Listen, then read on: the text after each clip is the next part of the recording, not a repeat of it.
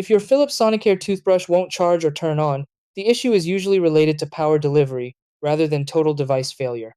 Common causes include battery wear, a faulty charging base, dirty charging contacts, firmware glitches in smart models, or internal moisture damage.